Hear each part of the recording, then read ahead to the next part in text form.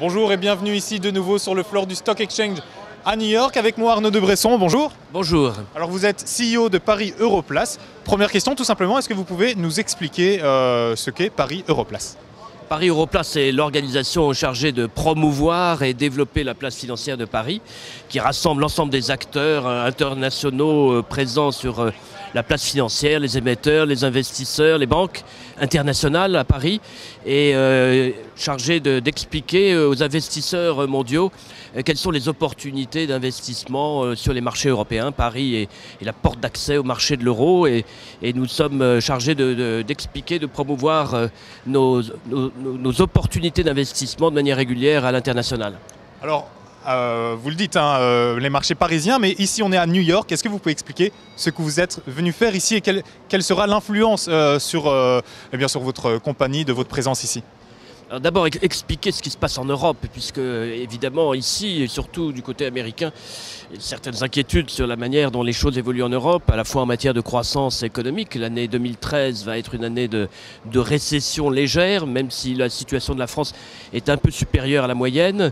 Expliquer que nous sommes dans une phase où tout de même les réformes structurelles sont lancées en Europe.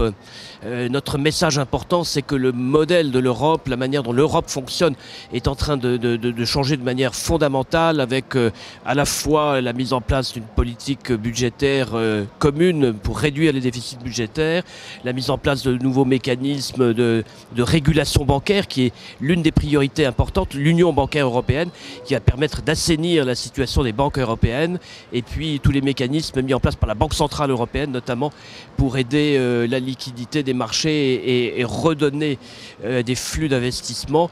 Donc tout ceci sont des choses qu'il faut expliquer, qui sont mal connues et qui montrent que même si nous sommes dans une période encore difficile, nous avons devant nous des perspectives plus favorables. Alors vous venez d'expliquer la situation européenne, la situation telle qu'elle est. Est-ce que les investisseurs américains doivent s'inquiéter à court ou moyen terme de cette situation? Quel message vous pouvez leur passer directement? Donc justement, l'idée c'est de leur dire qu'en réalité, dès maintenant d'ailleurs, et quelle que soit la situation, il y a des opportunités d'investissement. Nous avons parlé du fait notamment que les marchés actions, par exemple européens, sont, comme on dit en anglais, underpriced, sous-estimés pour l'instant d'environ 10-20% par rapport à la valeur réelle des entreprises. Il y a des opportunités d'investissement sur les entreprises européennes qui sont très largement internationales et aujourd'hui sous-performées en matière d'évaluation. Nous avons également beaucoup parlé des opportunités sur les marchés obligataires qui connaissent un développement très important en Europe aujourd'hui, corporate bond market, et qui représentent des opportunités intéressantes d'investissement. Très bien, et bien écoutez, donc tout n'est pas si noir en Europe. Arnaud de Bresson, merci beaucoup. Je le rappelle, vous êtes CEO de Paris Europlace. Quant à nous, on se retrouve très bientôt pour une prochaine interview.